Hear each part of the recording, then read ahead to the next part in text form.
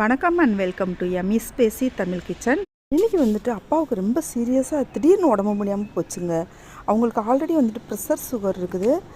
உடம்பு முடியாமல் போனோடனே ஃபோன் வந்த உடனே என்ன பண்ணுறேன்னே தெரியல. அப்படியே எனக்கும் ரொம்ப ஸ்டன் ஆயிடுச்சு. ஏற்கனவே நான் ரொம்ப மனக்கவலைகளில் இருந்தேன், மனக்கவலைகளில் வேதனையில் இருந்தேங்க.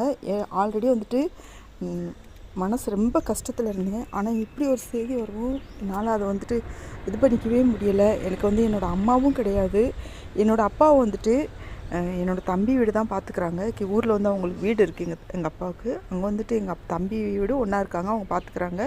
அவங்க அவ்வளோ நல்லா பார்த்துக்குறாங்க. அது அந்த பொண்ணு வந்துட்டு பாராட்டி ஆகணுங்க. அந்தளவுக்கு வந்துட்டு அவருக்கு பணிவிடை பண்ணி அப்படி பார்த்துக்கிற சொந்த தகப்பனை மாதிரி பார்த்துக்குது. அதே மாதிரி குழந்தைகளும் அவ்வளோ நல்லா பார்த்துக்குறாங்க. எங்கள் தம்பியுமே நல்லா பார்த்துக்குறாங்க. அதனால நாங்கள் கவலை இல்லாமல் ஊரில் இருக்க முடியுது. அவர் வந்து இருக்க மாட்டேன்றாருங்க. என்னோடய தம்பி ஊனமுற்றவனாக இருக்கானா, அவனை விட்டுட்டு வந்து இருக்க மாட்டேன்றார் எங்கள் வீட்டிலலாம். நம்ம வீட்டில் என்னை வச்சுருக்கதே பெரிய விஷயம், என்னையவே வீட்டை விட்டு வெளியே போக சொல்லிகிட்டு இருக்காங்க. இந்த மாதிரி சுச்சுவேஷனில் அவர் எப்படி நான் போய் கூட்டி போய் வைக்க முடியும் சொல்லுங்கள்? அந்த மாதிரி சுச்சுவேஷனில் இங்கே வந்து இப்போ வந்து ஹாஸ்டலில் சேர்த்தாச்சுங்க. எனக்கு பஸ் ட்ராவல் பிடிக்கவே பிடிக்காது, ட்ரெயினில் போகிறது தான் பிடிக்கும். வேறு வழி இல்லாமல் பஸ்ஸில் ஏறியாச்சு.